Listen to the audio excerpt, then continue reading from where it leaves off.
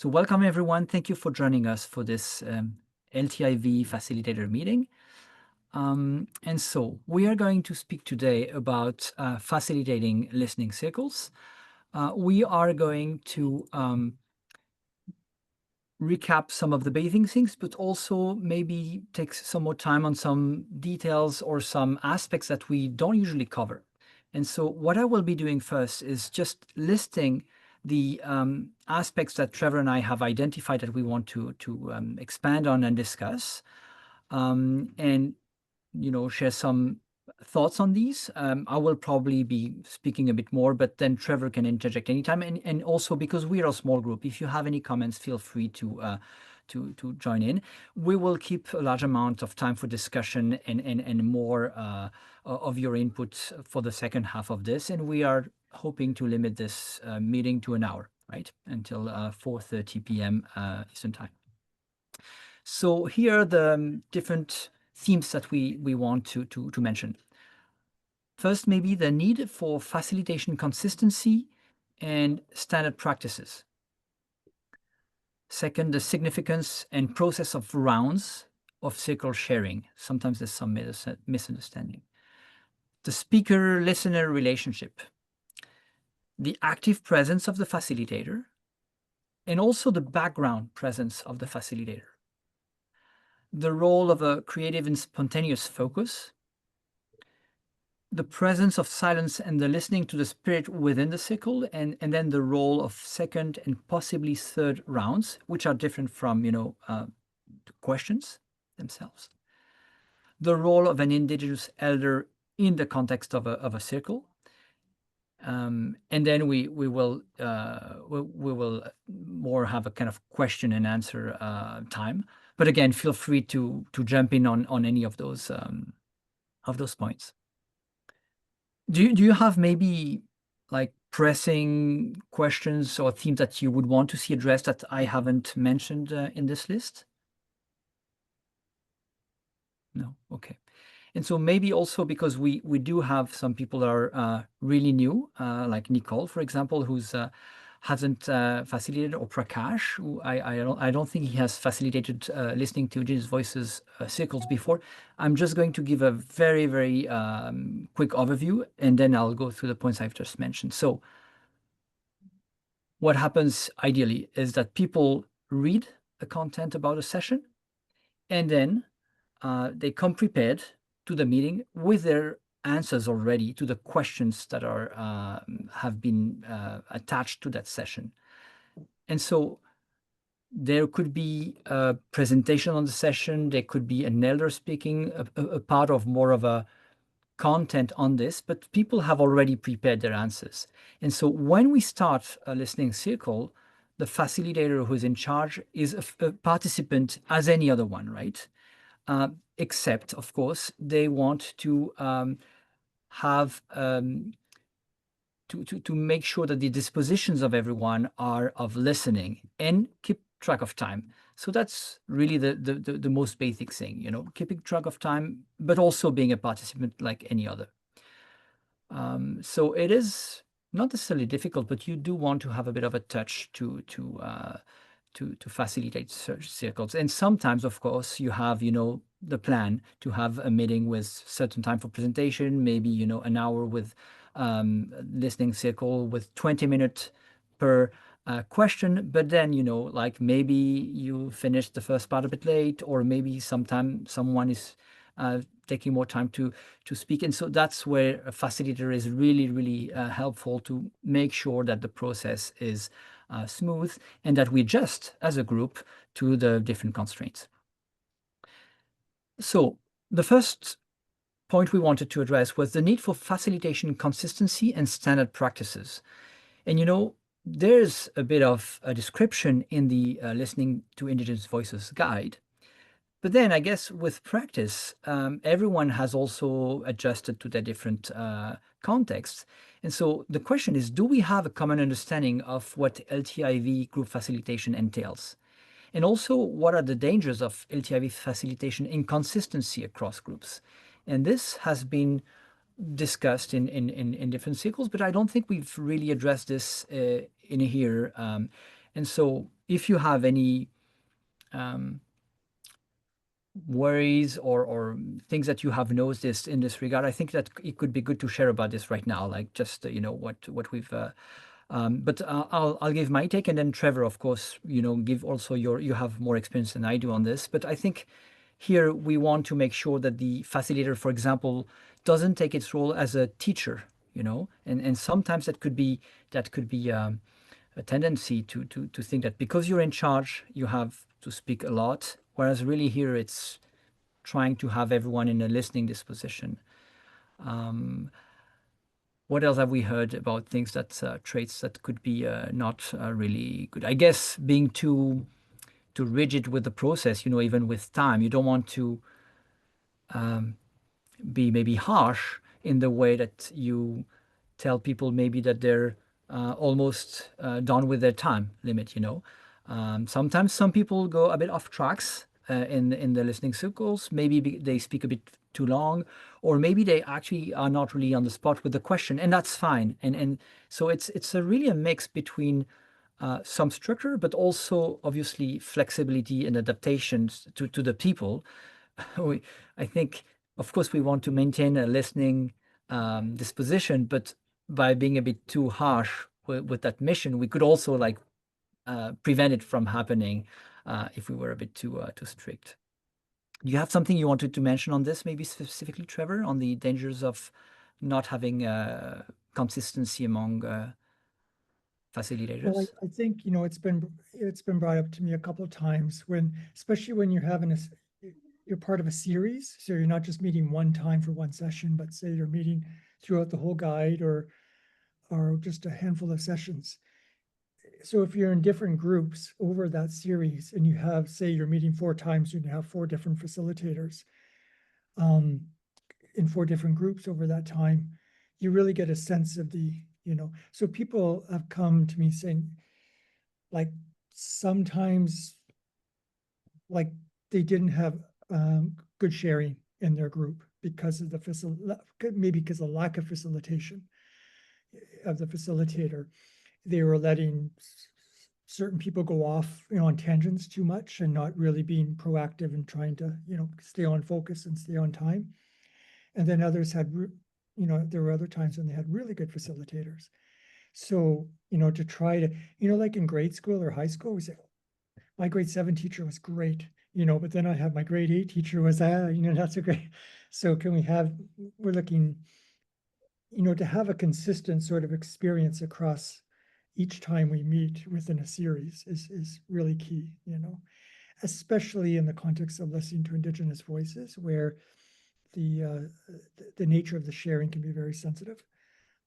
So that's, yeah, And one aspect to it has mention been here, brought up. especially.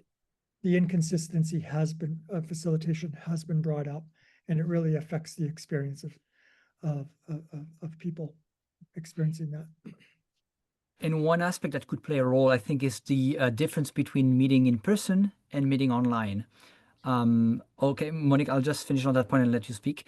Because when we're in a circle physically, it's obvious, the order of sharing, and then sometimes we have an object and so on. When we do this online, even if as a facilitator, we give an order at the beginning of the circle so that people follow that order, it's happening, and it happened to me actually earlier this week, that someone would jump someone else's turn.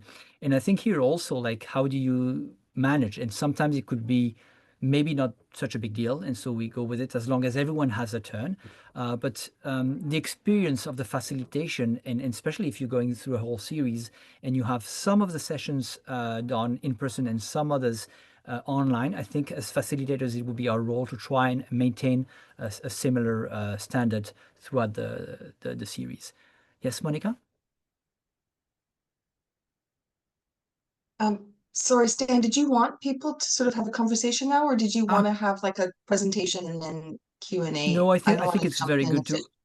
it's very good to have the conversation now because like especially if you have a point on a specific aspect like this, it's easier than going back to Okay, I just wanted to mention that something that might be helpful around this, because I fully support both what you and Trevor have been saying. Something that might be helpful around this is to find a way to highlight the objective of the circle of the whole program, because in my experience, where things get a little bit confusing around the teaching versus facilitating is that the program is used to like an awareness raising teaching exercise, because there's so much good content in it. But I think it's really intended more as a transformational um, program, right? Which is why you say that, you know, the facilitator is one amongst many. We're learning together, we're growing together, all of that. So I don't know if that's helpful to really emphasize that this is not an educational exercise. You know, we'll learn, but it's really about like the learning is really about how to show up as an ally, how to show up in solidarity, you know. So anyways, I just thought that might be something to think about in terms of moving forward for people to have that emphasis. Thank you, Monica. Absolutely. So the second point we wanted to mention was the significance and process of rounds of circle sharing. And so this process really draws into two traditions, the indigenous tradition, but also the Ignatian tradition. So, you know, in the indigenous tradition, elders share maybe with an eagle feather, and this respect for whoever has the object, the feather, or the and listening, right? In the Ignatian tradition, it's more about the spiritual conversation, and so that process that we have with the Jesuit Forum really tries to have that combination of those two traditions that are very compatible, but really like the respect and the focus on listening and listening to the spirit through the group. And so that is why we have different questions, preparation for questions in advance, silence, and we will talk a bit more about the role of silence, and several rounds of chairing. So these are different from the questions, but the different rounds, and I think we could mention them here, the rounds of sharing. So when we have a first question that we tackle as a group, everyone basically shares their answer as they have prepared it in advance, ideally. Mhm. For a second or a third question in general, but at any time, we could have what we call a second round, which is on the same question. People get a second chance to share, but not necessarily about the content that they had prepared, but more maybe about the echoes that they find through other people, what's maybe a general trend they might be listening. So really trying to get deeper or more perspective, but like what is the meaning of that combination of sharings, I guess. And don't hesitate, Trevor, to jump in here because I think that's also more of your background and experience. But like, so I think that is an important point because it's something that the Ignatian tradition brings and that this guide suggests. And that, again, as Monica just mentioned, is really helpful, you know, to not be only a teaching, you know, top-down experience, but something like as a group, as individuals being part of a group, we listen to what the group is coming up with. And that's when it can become very interesting. Mhm. It's what are we hearing from each other? Any commonalities, a theme? You know, I like to say the second round is not necessarily a greatest hits. You know, like, oh, you know, I really liked what Karen said, you know, da, da, da, and another person would say, yeah, I really liked what Karen said too, you know, and then no one says, well, like, no one mentioned anything about what I had to say, you know, so you wonder, was my sharing not good enough or something? So it's not the greatest hits so much, although it's hard to, sometimes we do want to mention something that someone said, but hopefully it doesn't get too far in that direction. It's more like, what are we hearing in the group, you know? Yeah. Maybe Earl has a lot of experience in second rounds of sharing. I don't know if he has anything to offer from an Ignatian perspective in particular. I would just add, I hope in a complimentary way that we're all students. Mhm. There is the facilitator, but there are significant learnings, and that by one person speaking after another connections are being made. And I think you've made that point, Trevor and Stan. So thank you. And everybody, of course, everybody's point of view is welcomed. And then there's you may well say this, Stan, they who are introverted, who need more time, they may never get a chance they'll get a chance to speak, but their chance might be passed over because they just need more time for processing. So the silent listener is, of course, as welcomed as the more extroverted person who up front has something to say. Mhm. Absolutely. And I think that's exactly our next point about the like speaker listening relationship. Okay. And the idea that this process and the facilitator making sure that the process is all right really enables, as you said, everyone to be at the same level, independently of their own, introvert or extrovert skills or capacities. It's really a process that enables people to know that they will have a space and they won't be interrupted, and that everyone else, instead of preparing their answer in their heads, is really listening.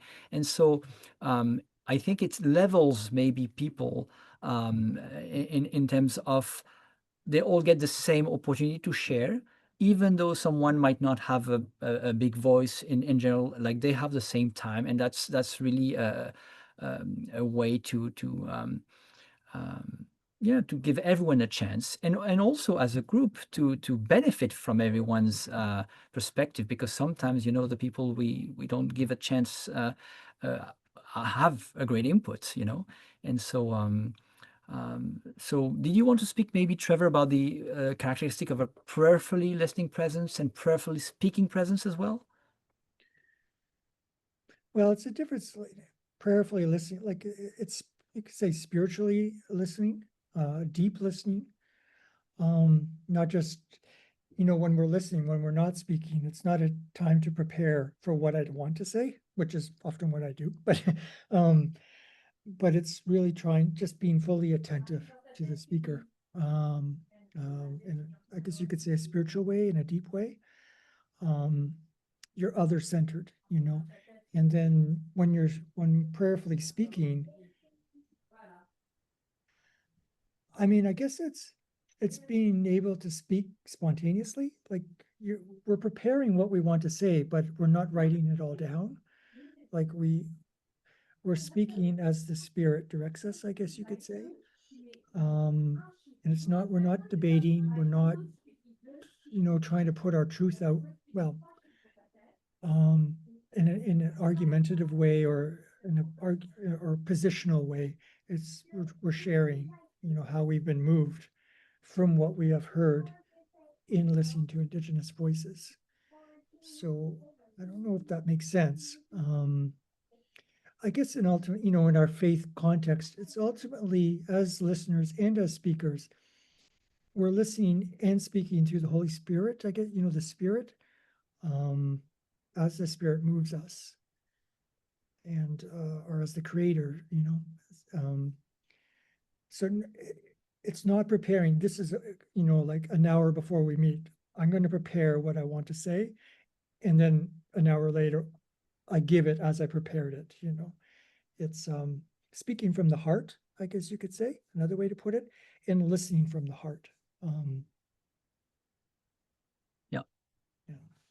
It's presence, related to presence, to oneself, to ourself in the spirit, and to one another. Karen. Thanks. I was thinking the same thing for the introverts among us. That initial prep is so important, and it's not so that we can write everything down, but it's so that we can get in touch with what it is. Those little bullets that, and sometimes that makes the second round more difficult for the introverts, because they're hearing what everyone else is saying. But it's so important to have that initial prep, and and maybe this is the teacher coming out in me. it's usually always easy to tell who hasn't done the prep like beforehand, who hasn't really sat with the readings because, they anyway. But the other thing I found, and Stan, it's going back to your earlier point. We were lucky enough to know our group, or we got to know a few of them that we maybe didn't know as we went in. So we always created the small groups intentionally instead of randomly assume, so that we could separate the ones that would talk forever, and we could put them with the small group leader that we would know could handle them. So in the 12 sessions, I think we changed the groups 4 times. So because we also wanted to share the wisdom.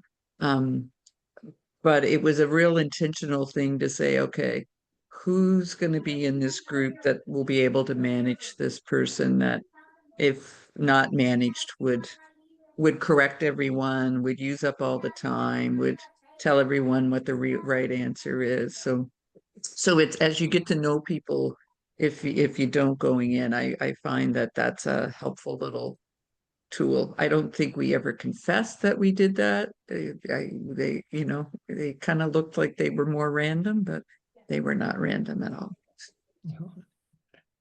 Thank you, Karen. And so I think, yes, that's a great segue for the next 2 points we want to tackle, which is the active presence of the facilitator and the background presence. And so really we're looking now at the core of what we do as a facilitator at the very beginning of a meeting. There's an introduction we have to give to the participants and to make them feel welcome and obviously ready to share. And so that's when we will mention some of the things we just talked about, but not in length, of course. But key things would be reminding that everyone that it's confidential. That's absolutely key. Remind them what we just said about listening, really, and trying. Maybe we don't know who is an extrovert and potentially could speak forever, or who is an introvert and wouldn't. But reminding them that really it's listening to listen and not preparing the answer. And key things is reminding the order, maybe stating who is going to start, reading out the question out loud before every circle for each question. I think that's important, so that even if people haven't prepared, they also have the time to reflect, I guess, a bit last minute, or put themselves back into their reflections, and underlying the role of silence, trying to listen to each other and to the spirit, in what everyone is sharing. So that's the active presence at the beginning of the cycle, but then the facilitator will have more of a background presence, because when people are sharing, of course, the facilitator certainly doesn't want to be too involved, but a facilitator wants to be monitoring the time. And so using a phone to, if we've stated that it's 2 minutes per participant, seeing that the time is up and maybe making a sign with a hand when it's almost up. I think that could be a great way to indicate to someone that they might be over time slightly soon, and that we don't want them to go over, but not in a harsh way, of course. And then maybe stating again the question if someone is lost.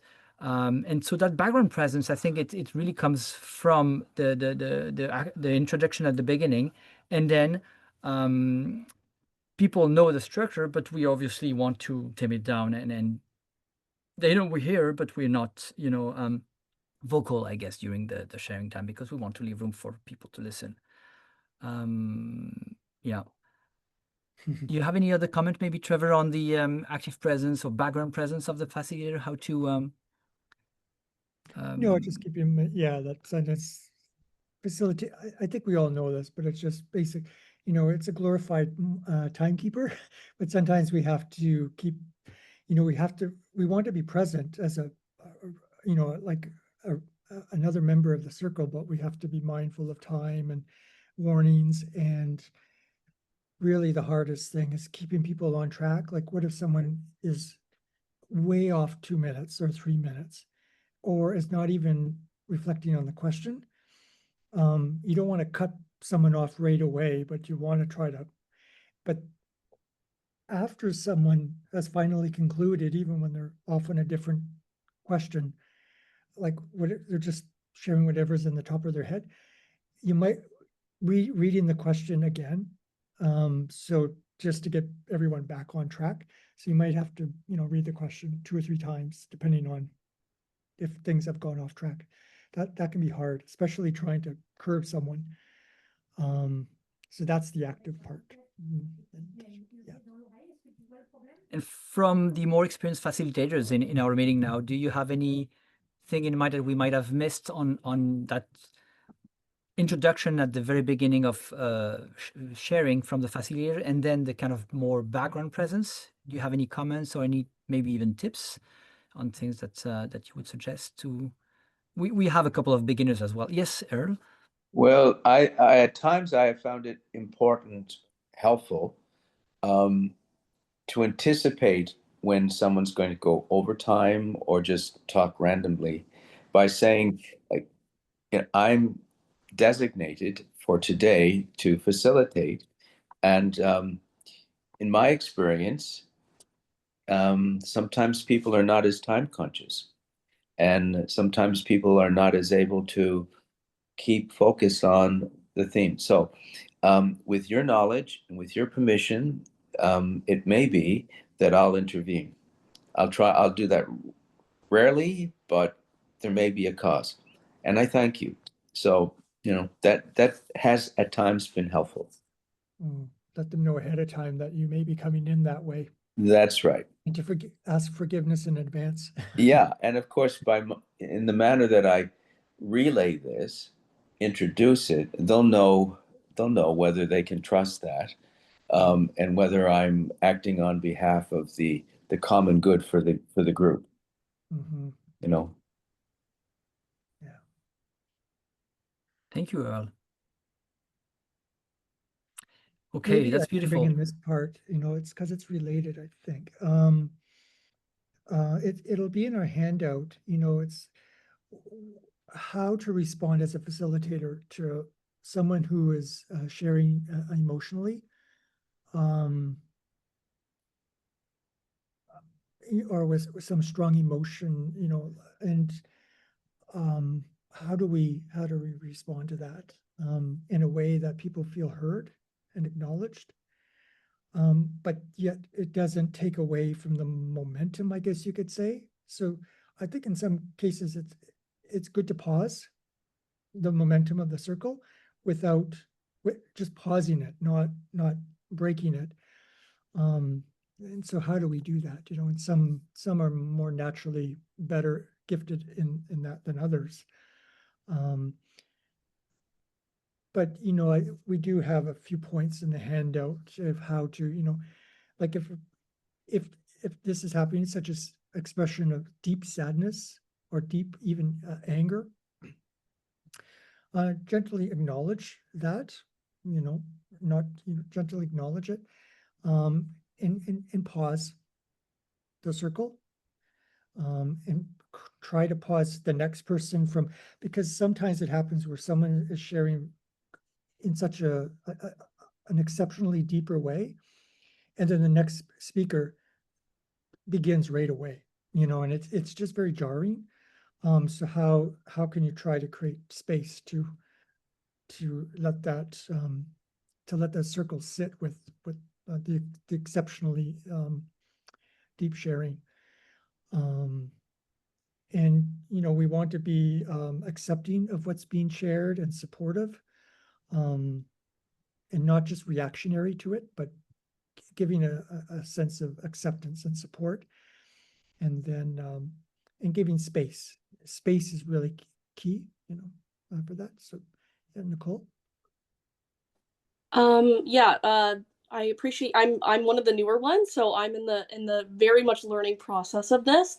And my experience is more in the like restorative justice space with university students, and I always found it challenging because I have some experience doing sharing circles, but it looks a little bit different than this, but is explaining the intentionality of the silence. Some students struggle with the meaning of the silence, and I feel like it can be misinterpreted. So I'm just curious, in everyone's experience, if you've explained the meaning of the silence, or how you can make that, I guess, intentional and also meaningful, that comes across in a clear way.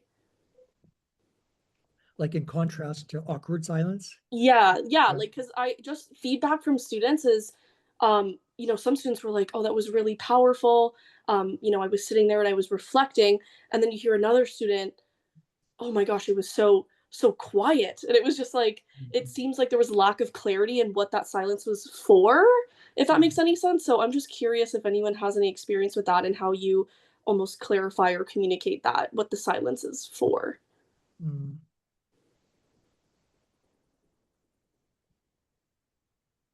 Hey, Donna.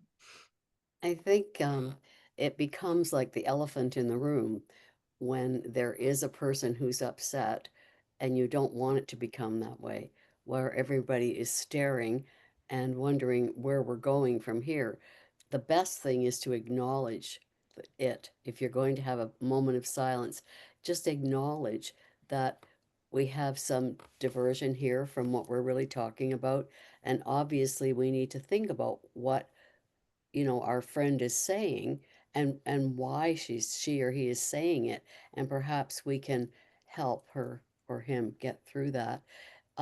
Sometimes there's crying, like real tears, and that is also a moment for as well as anger, also a moment for silence. And sometimes, like in certain situations, there will be people assigned to, either if you're physical in a room, take that person away to the side and have a conversation.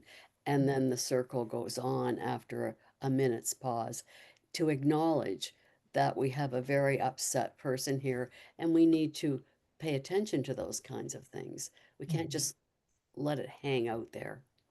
Mhm. Thank you.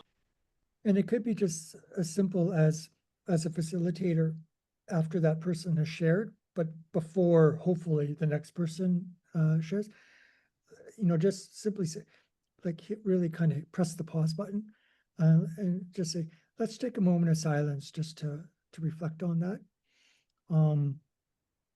Acknowledge, like, state there's going to be a time of silence, and then after an appropriate amount of time, you can kind of nod to the next person to begin.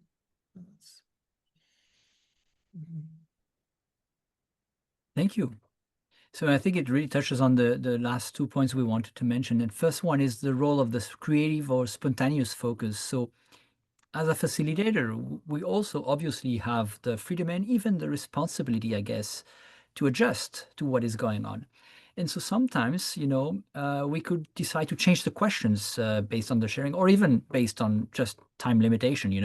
We started the circle with the idea that we would tackle 3 questions, and maybe we started late, maybe there was some time that was dedicated to something else. We end up only able to tackle 2 questions, or maybe on the contrary, people have shared fast, and we have more time, so we could add a question, or we could introduce a second round and even third round of sharing. And so here I think the idea is that the facilitator, yes, becomes in the background when we're in the sharing cycle mode, and glorified timekeeper, as Trevor said, but we can regain a bit of a more active role if we feel it is needed. And sometimes it is very relevant to offer something different to the group, depending on what we sense. So I don't know if you have any examples of those, but I remember times when we added a questions, or we changed the question based on some of the sharings and the direction that things were taking, and also like this opportunity to add different layers of perspective through a second or even third round of sharing. So you would, for example, have a question, maybe the last one often, but where deeper things were shared, and you find that you have more time, and it could be beneficial to everyone to maybe state what they have felt, and again, like commonalities or where the spirit is leading the group. We feel that something has been happening, but we haven't put words on it. And so giving a chance to everyone to go around the second time on the exact same, I mean, not on the question, but like on what was shared about that question again, and seeing those echoes, that can be really beautiful. And as a facilitator, it is our yeah, it's our take, I guess, to suggest that, to offer that to the group. And so, in the third round of sharing, sometimes can be, once we have that second round, another round where we maybe just ask, okay, what is in maybe one sentence or one word, what you will want to remember from that sharing cycle, or yeah. And that's another way to really try to integrate everything that has been shared, and almost take stock of it somehow. If I could say two things. One is on, the kind of substituting questions. When the guide first came out, I was kind of a slave to the questions, because that's what people prepared for, and that's, no surprises. And I was, as a facilitator, really like, we got to get to all the questions, we got to get to all of them because they're all good. And so I'm a little looser now. But and I'm just thinking off the top of my head, an example of that could be maybe, say, in the session beyond apologies, you're going, what struck you first? And then I forget what the next two questions specifically were. You can say that you can reflect on the second question that's more specific to that session. And then as you're listening, you may think, well, just like kind of go with what's being shared, and say, for example, you may want to bring up an additional question that, in the context of the sharing from, of the last round, which is maybe a reflection on the Pope Francis's visit to Canada and his apology, and how that struck, and have a reflection on that, and where do we go as a faith-based people from that apology, because it's not the end. Pope Francis's apology is not the end. It's a significant step that the Indigenous peoples are asking for, but and that could really lead to a really rich, like unexpected sort of sharing, knowing though that people have not come prepared to share on that question. So it may sound unfair, but if you kind of feel maybe such a question is better than the actual third question in the guide itself.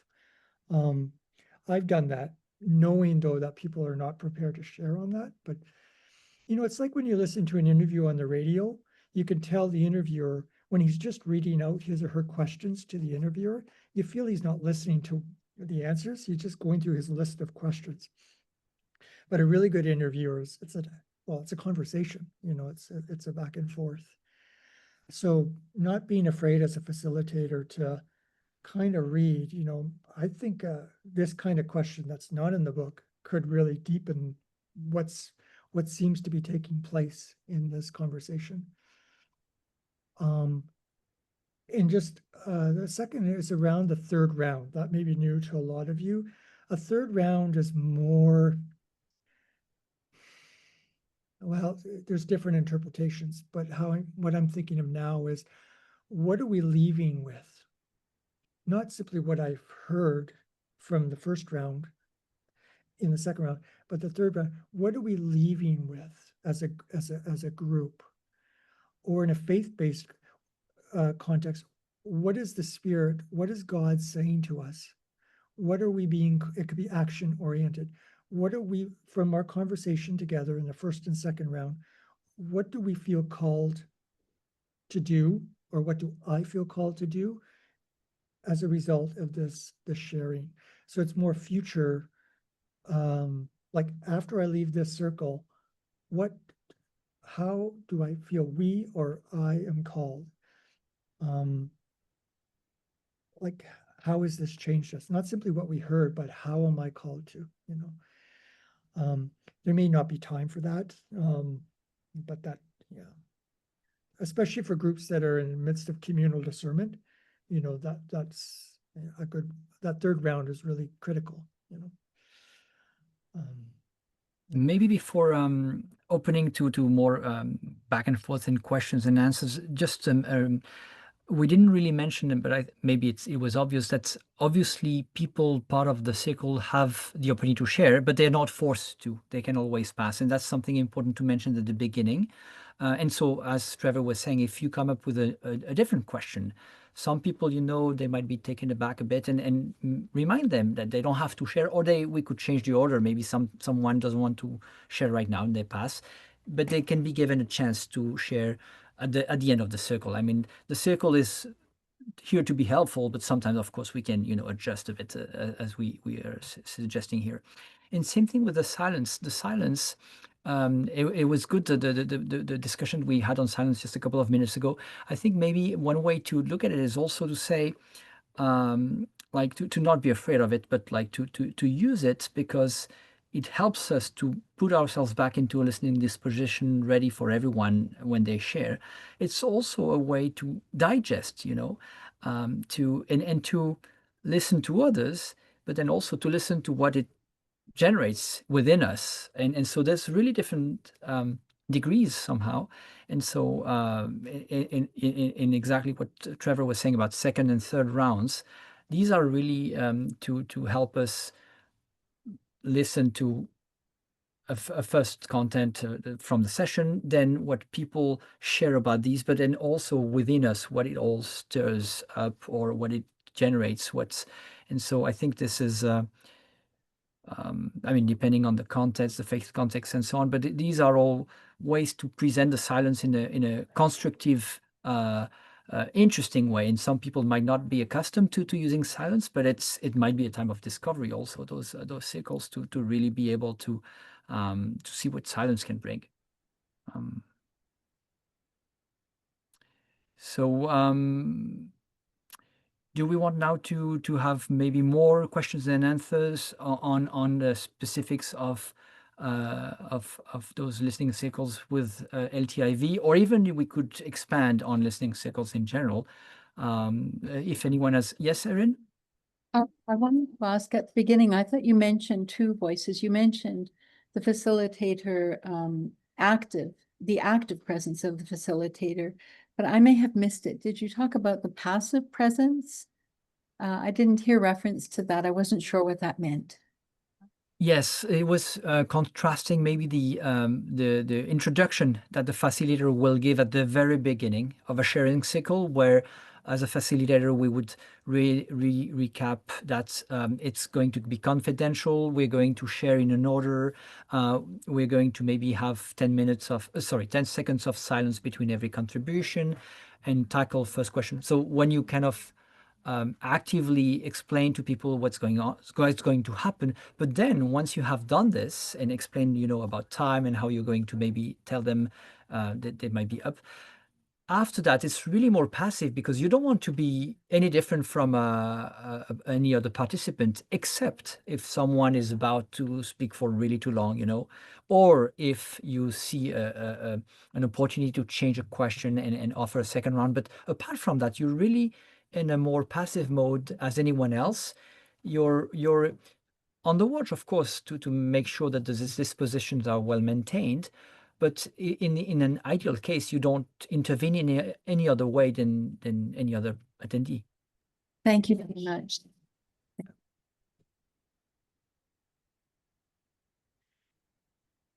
Maybe even the sharing now of, like, maybe especially anything that was not brought up, like best practices, something that you yourself have engaged in or experienced from a facilitator, like, yeah, I really liked how he or she did that.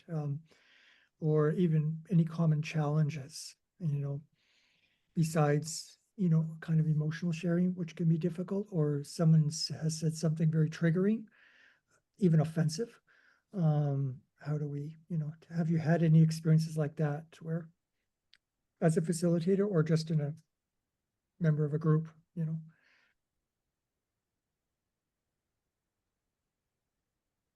I have Yes, attended Erin? 3 different Zoom sessions of the LTIV program at 3 different times. And the thing I appreciated most, we had the same facilitator each time, but there was never any pressure because no one in the group, especially when you're on Zoom, often you're from different parishes or from different areas, and you may not know each other. You may never have met any of these people before. You may have some people from your own parish there, but that's not necessarily so. And I really appreciated the fact that we were made comfortable. You know, you don't have to. If you have something we would like everyone to share, and we hope you've looked at the questions and prepared something to share. But if you're not comfortable, you can wait. You know, you can participate at the end, or we will always come back and offer you a time, you know, and an opportunity to speak. And I found that was very good, particularly for the first couple of sessions, and particularly if you were only meeting every other week or instead of once a week, maybe once every 2 weeks. So you really didn't get to know each other until you had been together for a few of the lessons. So it was just nice to be made comfortable, you know, for the facilitator to smile and to be friendly and welcoming, very welcoming. It was an act of hospitality that was really appreciated, I think, by most. Yeah. Thank you.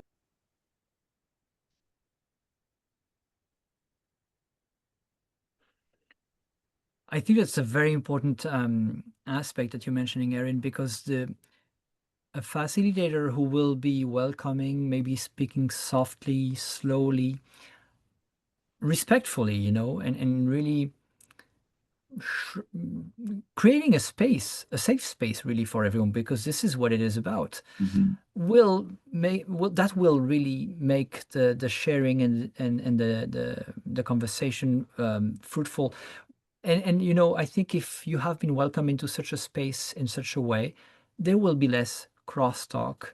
If someone you know, is feeling deeply, and everyone will be more listening and attentive. Whereas if the facilitator is, you know, with the agenda in his mind, pressing for time, trying to be extremely rigid about time, and I think people will feel that, and the sharing won't be as good. So I think, thank you, Erin. I think your point about like that tone that we're trying to set as a facilitated style we're trying to have, it takes practice for some. I think for me it does, and it's really what we're trying to do is, I mean, there's a lot of yeah, rules we're trying to follow, but ultimately it's all to make sure that the sharing is good. And to Monica's point as well, the purpose of those circles is not to teach, it's really to transform and to get depth, and that you can do if you set the right tone from the beginning.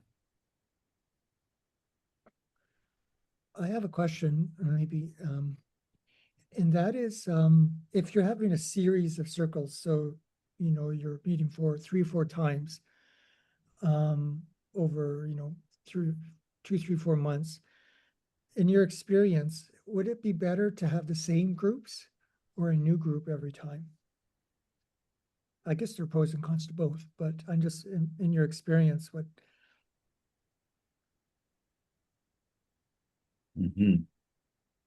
Karen?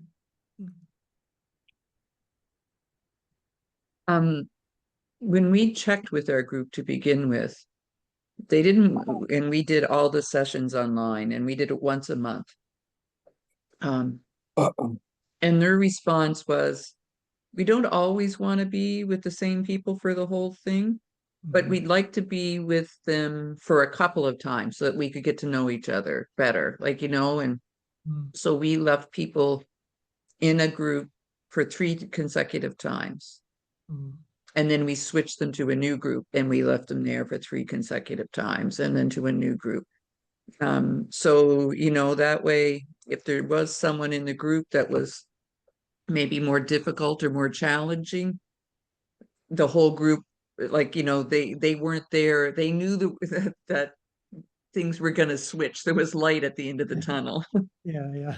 But it also gave people the chance to get to know and hear other voices, which I think they really appreciated. So by the time we got to the last chapter, it felt like we were all a one big group, because people had been with each other for a significant amount of time, Mhm.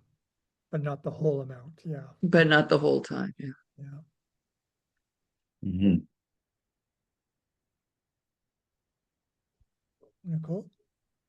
Sorry, I have more of a question. So if anyone else has something they want to add to Trevor's question first, I can hold off on my question, but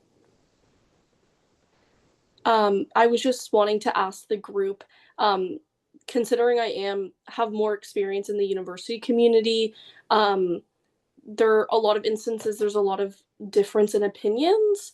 So I'm wondering if anyone has had experience with having a session and there were two members of the listening circle that or the sharing circle that had sort of differing um, opinions and if there was any how that was sort of handled as a facilitator. I'm not quite sure if that's happened to anyone, but I'm just curious.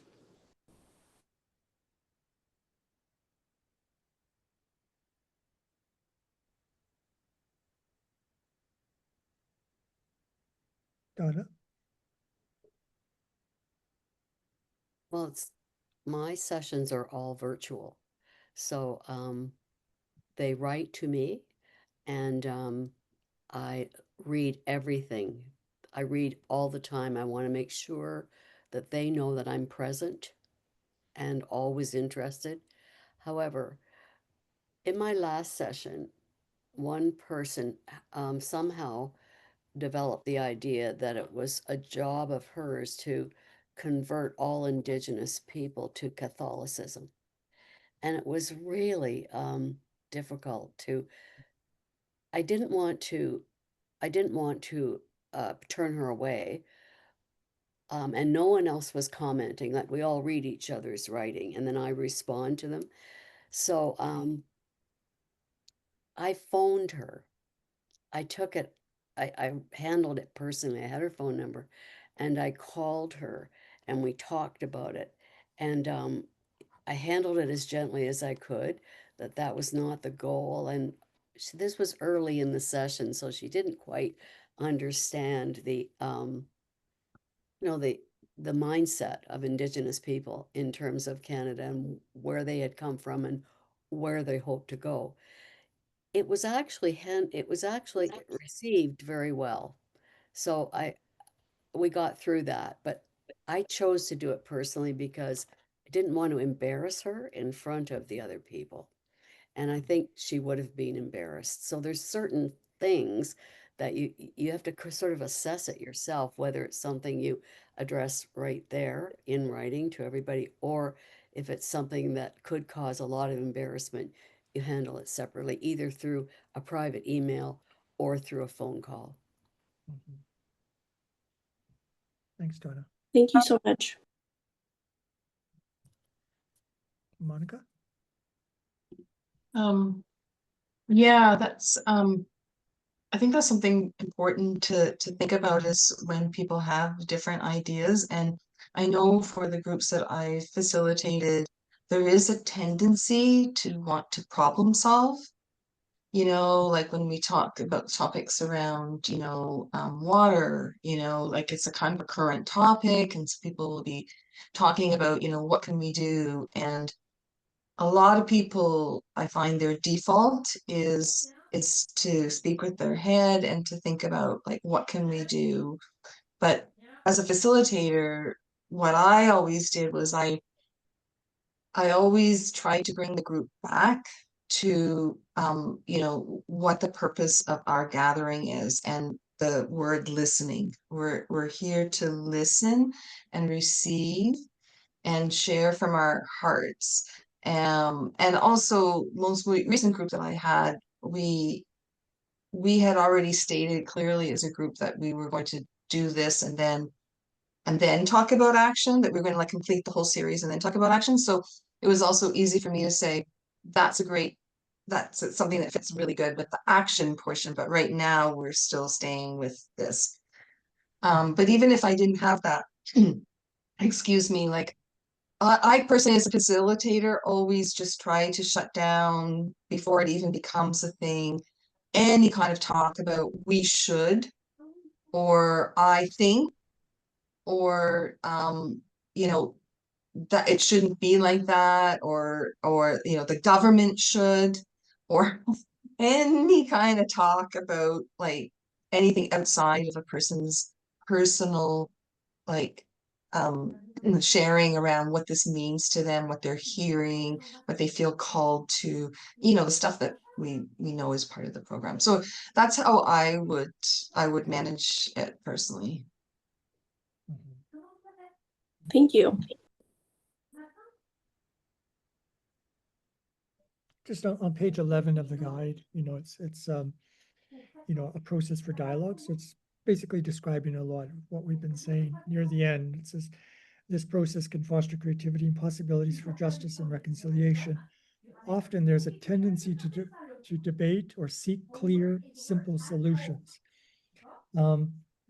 That's not why we come together in this way. Our process, it says here, is not to argue or defend our own points of view or to find simplistic solutions to historical issues, but to listen, particularly to voices that may often have gone unheard.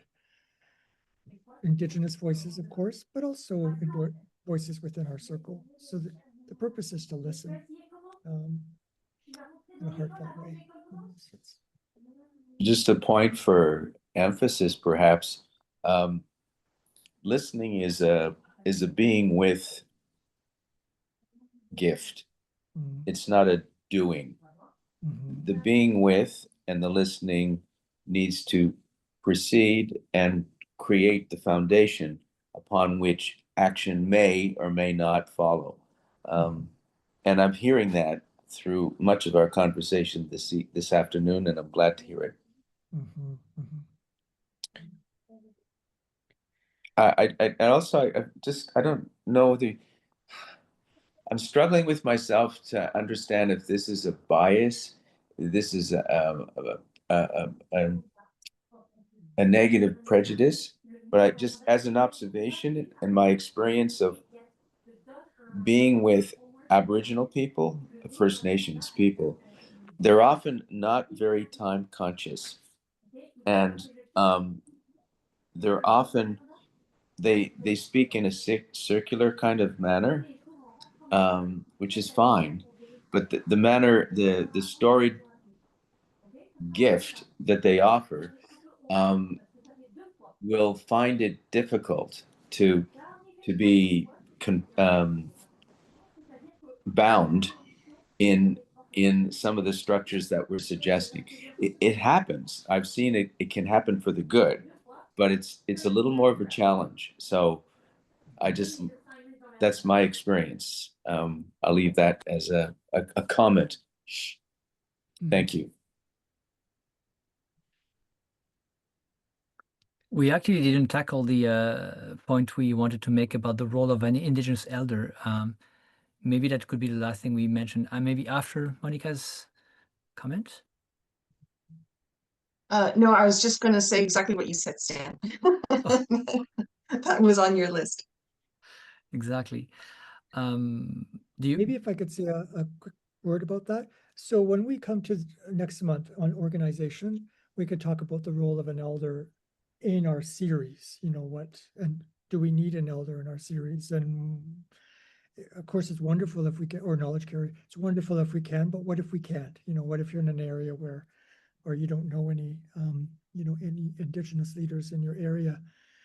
So we could talk about that, like when it comes to organization, because that's kind of more beyond actual sharing circles.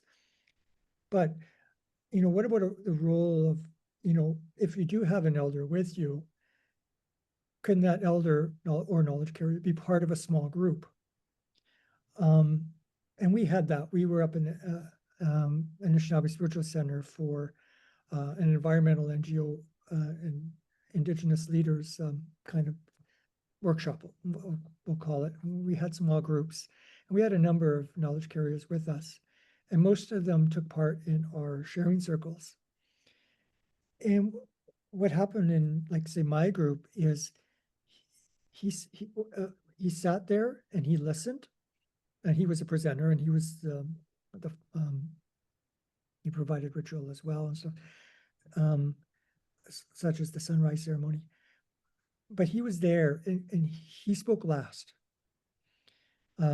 After all of us, it wasn't designed like that. He wasn't told, he wasn't asked, can you speak last? And it was just because when you have an elder in your group, a small group, they carry a big weight. It's almost like everyone is kind of inclined to speak to that person. So they have a large presence. And so how, as facilitators, do we, it's wonderful when you have an elder knowledge carrier in your group, but it's also, yeah. And it just happened that he spoke at the end, concluded our sharing circles after each question, and it was wonderful. It was absolutely wonderful. But but if you can kind of, maybe if they could speak last, because then it's almost like they're sharing what they're hearing from you, and you feel affirmed or challenged.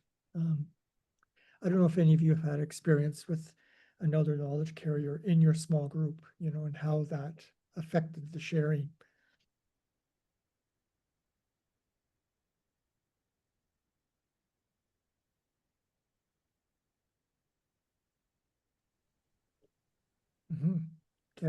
We did have an elder with us for each of our groups, and we invited them before we went into our small groups to speak a bit of their experience on whatever the topic was.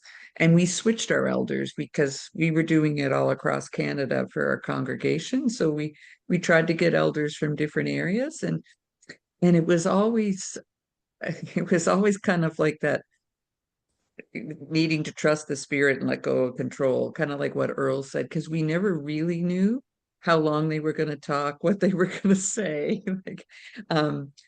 So they spoke before we went into the small groups, and then we gave them the option if they would want to join a small group or not. And some of them did, and some of them didn't. And for the most part, the ones who did exactly what you said, Trevor. They spoke last. And then when we came back to our large group, we had people share, like, what were they taking away with them? Like what, and after all of that, we invited the elder to share again, like, kind of to wrap it up or to, so, and it was good because earlier when you were asking Nicole about, if you have differing voices, sometimes, a few times in our groups, we would have someone who really was trying to say, well, but this isn't true. Like, I know it's written here, but this isn't really true. And it was wonderful to have an elder who, without directly addressing it, who could kind of open it up and say, like, this is the real experience, even though it is not what we've known and been taught all our lives. And that carries a lot more weight than me as a white person saying it, and Earl, to go back to your point, one night we had this wonderful couple who I know, two amazing elders, and so it was usually, would you speak for 10 or so minutes at the beginning? They spoke for the whole time.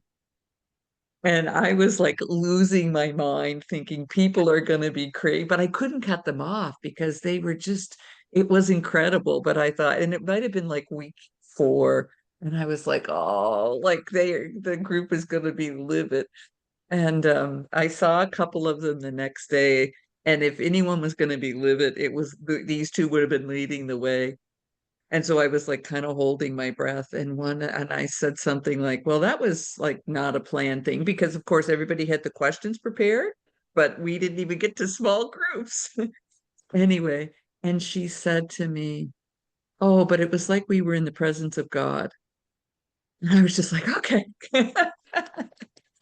Okay, all's good then. So having elders, it's an amazingly enriching experience, but it probably puts a year or two on your life each time as you worry, because you just can't.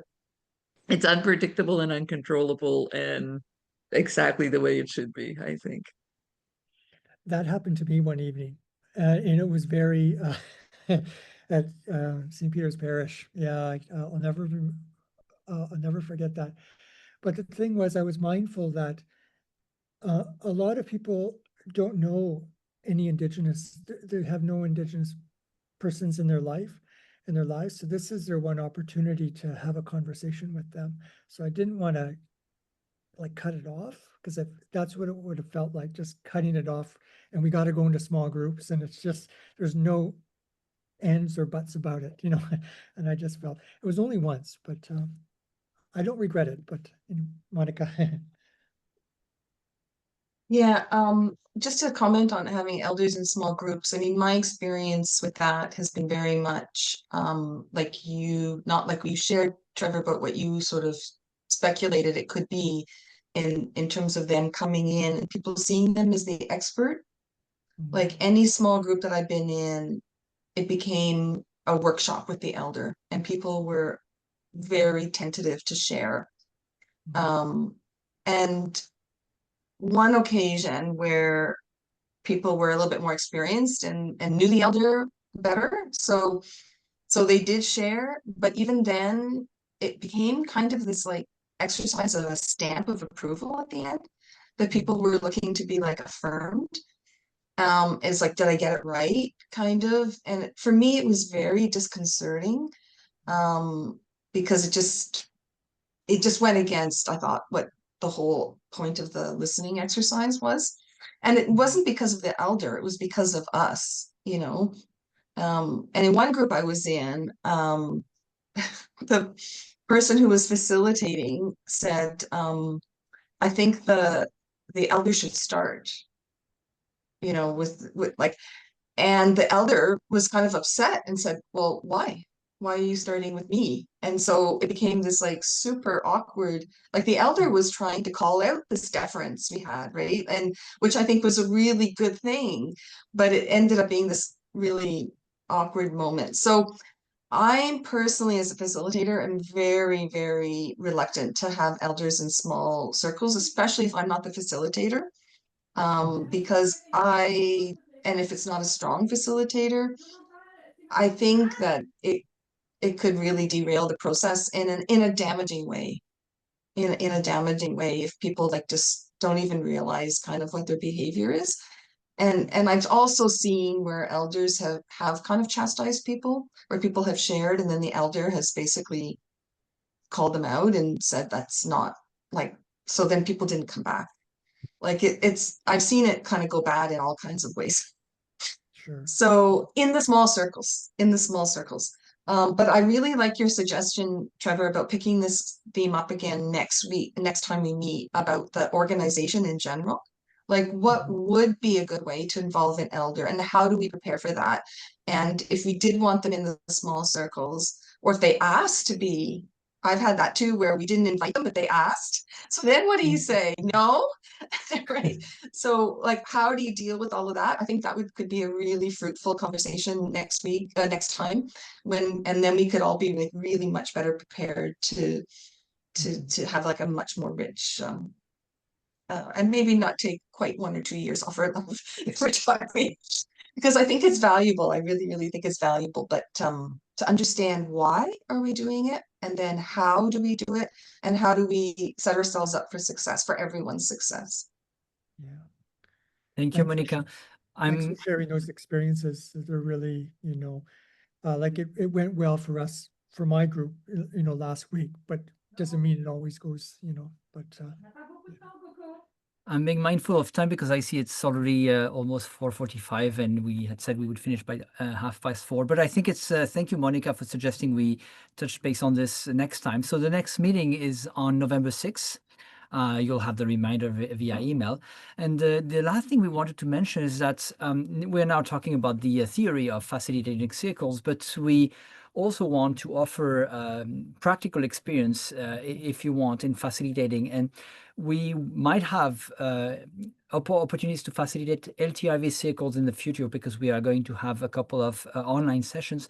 But we actually already this month have a couple of opportunities to facilitate circles on different matters, but with the very similar approach, at least of creating a safe space and having another of sharing and so on. And so I know some of you, Nicole and Teresa, actually are volunteering to help us with that. But if any of you want to join, just email me and we can add you to the roster and you can see if you're available. But yeah, there's also obviously a difference between speaking and the theory about facilitating and then the reality of doing it. And you learn with practice, of course. I put in the chat like a 3 or 4 page handout. It's just points of kind of a lot of what we've been talking about, but it's just more in a written form for you to have as a reference, I guess. And maybe in conclusion too, just to say, like we talk a lot about process, and it could be kind of boring, about process, but I think, there's, and I think, well, but this is really important, I think, because our society, we don't really have, a lot of people don't have opportunity to enter into conversation with others on very sensitive topics in this way. They don't have safe spaces to share, to listen, and to share themselves in a safe way. So how we are able as facilitators to create that space for people is so key, because they are so rare. They are so rare. I kind of take it for granted because, as a Jesuit, I'm often in these sort of structured conversations, but it's so rare for so many people. So the quality of preserving the quality and the spirit of coming together in this way is so key.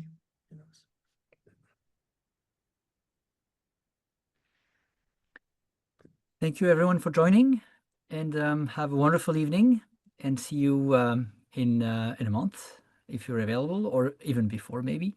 Thank you everyone. Thank you Thank so you. much. Have a good day, Thank you. everyone. For the extra You time. too. Go Jays, go. Yeah, go Jays, go. Nice seeing you, Monica. Good to see you. Hi, everyone.